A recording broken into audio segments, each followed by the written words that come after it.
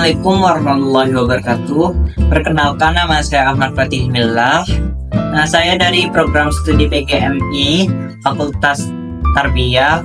Di sini saya akan menjelaskan materi yang telah saya kumpulkan untuk memenuhi tugas mata kuliah dasar-dasar pendidikan, dosen pengampu Nur Fitri Amadiyah MPD. Di sini yang pertama ada tujuan pendidikan. Tujuan pendidikan di sini ada dua, yaitu tujuan pendidikan menurut Al-Quran dan tujuan pendidikan menurut para ahli. Yang pertama ada tujuan pendidikan menurut Al-Quran. Tujuan pendidikan menurut Al-Quran dapat dibagi menjadi 4.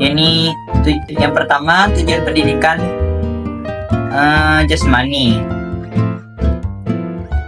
Pendidikan Islam dalam sebagian aspeknya bertujuan untuk mempersiapkan manusia sebagai pengembang tugas khalifah di bumi melalui keterampilan fisik.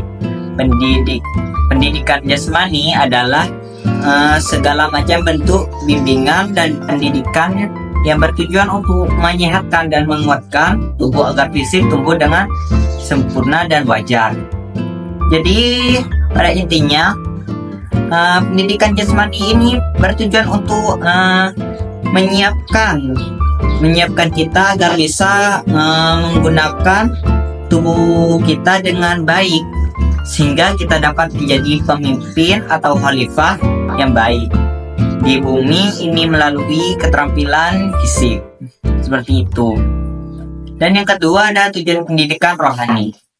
Yang dimaksud dengan pendidikan ini adalah segala usaha pembinaan latihan pendidikan agar manusia memiliki mental yang sehat dan kuat, terutama mental agama. Jadi pendidikan rohani ini bertujuan untuk membentuk pikiran yang sehat dan kuat, terutama dalam hal spiritual dan nilai-nilai agama. Dan yang ketiga ada tujuan pendidikan akal. Pendidikan akal atau tarbiyah akliyah adalah pendidikan untuk memberikan kecerdasan dan keterampilan. Aspek intelektual adalah termasuk salah satu sisi kejiwaan manusia yang harus dipupuk, didorong, dilatih, dan dikembangkan untuk mencapai kesejahteraan hidup manusia baik di dunia maupun di akhirat. Jadi di sini pendidikan akal ini bertujuan untuk memberikan kecerdasan dan keterampilan agar kita bisa mencapai kebahagiaan dan kesejahteraan dalam hidup begitu. Dan yang keempat ada tujuan pendidikan kemasyarakatan. Tarbiyah ijtimaiyah atau pendidikan kemasyarakatan ini adalah membimbing manusia agar manusia mampu melaksanakan kehidupan sosial kemasyarakatan yang harmonis. Pendidikan Islam juga bertujuan untuk membentuk kepribadian yang utuh baik roh, tubuh, dan akal. Jadi yang dimaksud dengan pendidikan kemasyarakatan ini bertujuan untuk membimbing kita agar bisa hidup secara harmonis dalam masyarakat, seperti memahami dan menjalani kehidupan sosial dengan baik gitu. Oke, yang kedua ada tujuan pendidikan menurut para ahli. Ada beberapa pendapat para ahli mengenai tujuan pendidikan Islam. Dua contoh diantaranya ada yang pertama ada menurut Ibnu Khaldun. Ibnu Khaldun berpendapat tujuan pendidikan Islam ada dua, yaitu tujuan keagamaan. Maksudnya ialah beramal untuk akhirat sehingga ia menemui Tuhannya dan telah menemukan hak-hak Allah yang diwajibkan ke atasnya. Dan yang satunya adalah tujuan ilmiah yang bersifat keduniaan, yaitu apa yang diungkapkan oleh pendidik modern dengan tujuan kemanfaatan atau membantu manusia yang mampu menghadapi segala bentuk persoalan kehidupan dunia. Jadi Yang dimaksud dengan beliau ini, tujuan pendidikan Islam terbagi menjadi dua, yaitu pertama keagamaan, yang dimana beramal untuk akhirat agar bisa bertemu dengan Allah Subhanahu wa Ta'ala, yaitu Tuhan kita, dan memahami hak-hak Allah. Dan yang kedua ada tujuan ilmiah yang berkaitan dengan kehidupan dunia, seperti membentuk manusia yang mampu mengatasi berbagai masalah kehidupan seperti itu. Dan yang berikutnya ada menurut Al-Ghazali, tujuan pendidikan Islam adalah kesempurnaan manusia di dunia dan di akhirat. Manusia dapat mencapai kesempurnaan melalui ilmu untuk memberi kebahagiaan di dunia dan sebagai jalan mendekatkan diri kepada Allah. Jadi menurut Al-Ghazali ini, tujuan pendidikan Islam adalah mencapai kesempurnaan manusia baik di dunia maupun di akhirat. Begitu. Kesempurnaan ini diperoleh melalui ilmu untuk memberikan kebahagiaan di dunia dan sebagai cara mendekatkan diri kepada Allah. Begitu. Oke, di sini kita masuk untuk pembahasan selanjutnya, yaitu konsep guru. Yang pertama di sini ada konsep guru menurut Al-Quran. Dalam Al-Quran banyak surah yang menjelaskan tentang konsep guru. Satu di antaranya ada dalam surah Al-Kahfi ayat 66 sampai 70, yang artinya Musa berkata kepada Khidir, "Bolehkah aku mengikutimu supaya kamu mengajarkan kepadaku ilmu yang benar di antara ilmu-ilmu yang telah diajarkan kepadamu?" Dia menjawab, "Sesungguhnya kamu sekali-kali tidak akan sanggup sabar bersama aku. Dan bagaimana aku dapat sabar atas sesuatu yang kamu belum mempunyai pengetahuan yang cukup tentang hal itu?" Musa berkata, "Insya Allah kamu akan mendapati aku sebagai orang yang sabar, dan aku tidak akan menentangmu dalam sesuatu urusan pun." Dia berkata, "Jika kamu mengikutiku, maka janganlah kamu menanyakan kepadaku tentang sesuatu apapun, sampai aku sendiri menerangkannya kepadamu." Dalam ayat tersebut dijelaskan tentang pengajar ataupun guru sebagai penuntun dan memberikan usaha, dan menjelaskan bagaimana seorang guru dengan tegasnya mengarahkan anak didik untuk terus menuntut serta menambah ilmu, karena ilmu dapat membawa manusia kepada hal yang lebih baik selama ilmu tersebut masih bermanfaat. Jadi yang dimaksud ini, dalam Al-Quran ada sebuah cerita tentang Nabi Musa dan Nabi Khidir yang menggambarkan konsep guru.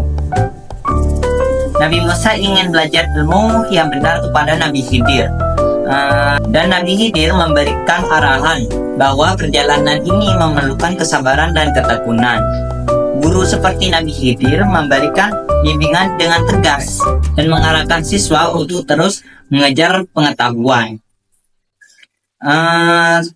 Jadi pesan utamanya di sini adalah bahwa ilmu itu harus terus diperoleh, dan seorang guru adalah penuntun yang memberikan arahan, membutuhkan kesabaran dan tekad dari siswa untuk mencapai hal yang lebih baik.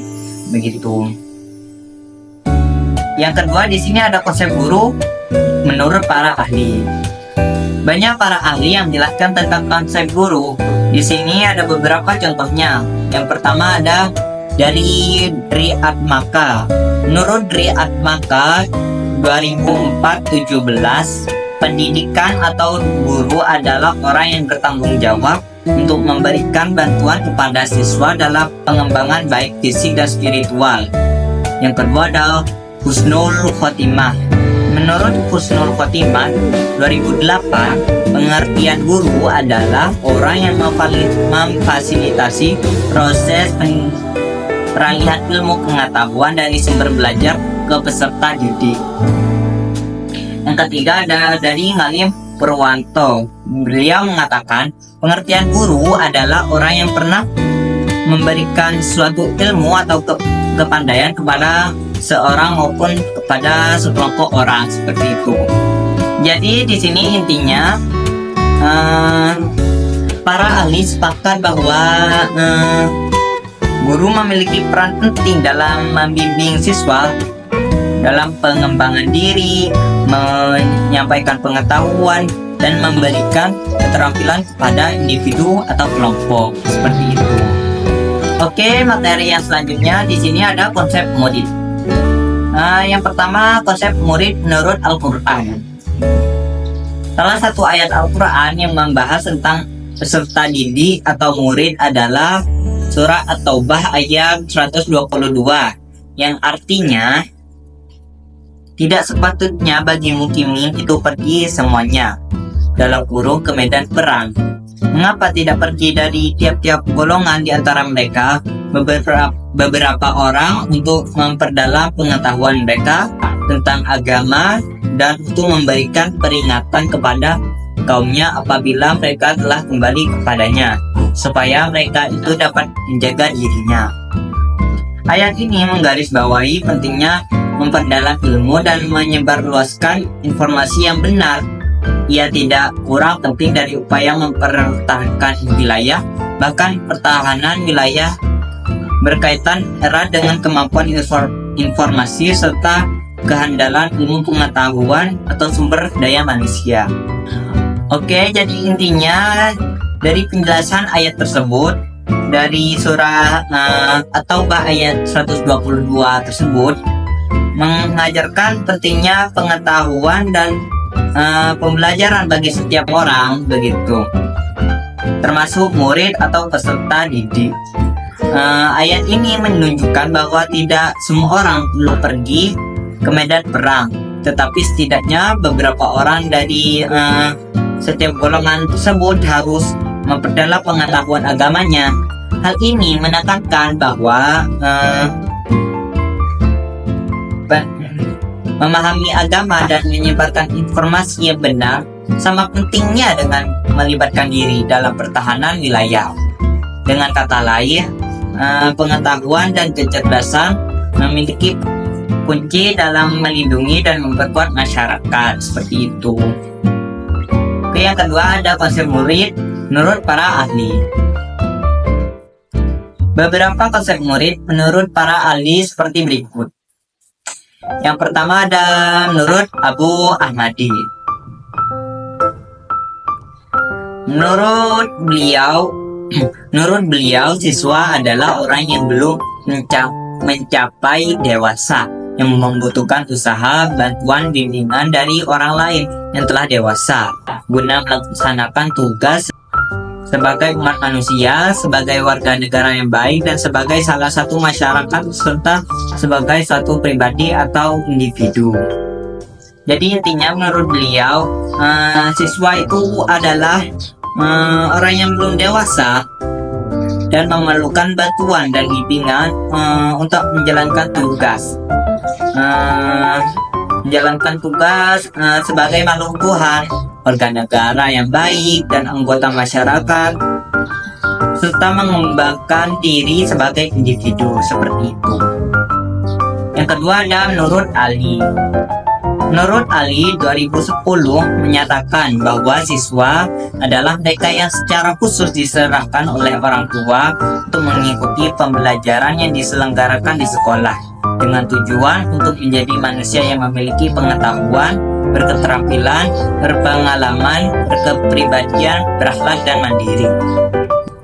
Jadi intinya siswa itu adalah individu yang orang tuanya menyerahkannya untuk belajar di sekolah, begitu, dengan tujuan agar menjadi manusia yang berpengetahuan, berketerampilan, berpengalaman, berkepribadian, dan berakhlak dan mandiri, seperti itu. Oke, dan selanjutnya, yang terakhir di sini ada dari Sardiman. Menurut Sardiman 2003, pengertian siswa adalah orang yang datang ke sekolah untuk memperoleh atau mempelajari beberapa tipe pendidikan. Pada masa ini, siswa mengalami berbagai perubahan, baik fisik maupun psikis. Selain itu juga berubah secara kognitif dan mulai mampu berpikir abstrak seperti orang dewasa. Pada periode ini pula remaja mulai melepaskan diri secara emosional dari orang tua dalam rangka menjalankan peran sosialnya yang baru sebagai orang dewasa. Masa ini secara global berlangsung antara usia 12 sampai 22 tahun. Jadi yang dimaksud oleh Salmiman ini, siswa adalah orang yang datang ke sekolah untuk mempelajari berbagai jenis pendidikan. Jadi selama periode ini mereka mengalami perubahan fisik, psikis, dan kognitif. Remaja pada masa ini juga mulai melepaskan diri secara emosional dari orang tua dan memasuki peran sosial baru sebagai orang dewasa. Dan umumnya itu terjadi antara dari usia 12 sampai 22 tahun, seperti itu. Jadi kesimpulan dari materi yang telah saya jelaskan sebelumnya menggambarkan bahwa tujuan pendidikan Islam mencakup berbagai aspek, yaitu jasmani, rohani, akal, dan kemasyarakatan, begitu, dengan penekanan pada kesempurnaan manusia. Konsep guru dalam Al-Quran menunjukkan peran sebagai penuntut ilmu, sementara ahli memberikan pandangan lebih lanjut mengenai tanggung jawab dan peran guru. Demikian pula konsep murid menggarisbawahi bahwa pentingnya memperdalam ilmu dan peran siswa dalam pengembangan diri. Jadi secara keseluruhan pendidikan Islam berakar dalam prinsip-prinsip Al-Quran dengan peran guru dan murid yang mencerminkan nilai-nilai keilmuan dan pertumbuhan pribadi, begitu. Sekian penjelasan dari saya tentang materi tujuan pendidikan, konsep guru dan konsep murid. Terima kasih telah meluangkan waktu dan mohon maaf sebesar-besarnya jika ada salah kata ataupun informasi. Saya Ahmad Fatih Hilmillah undur diri dan sampai jumpa di lain waktu. Wassalamualaikum warahmatullahi wabarakatuh.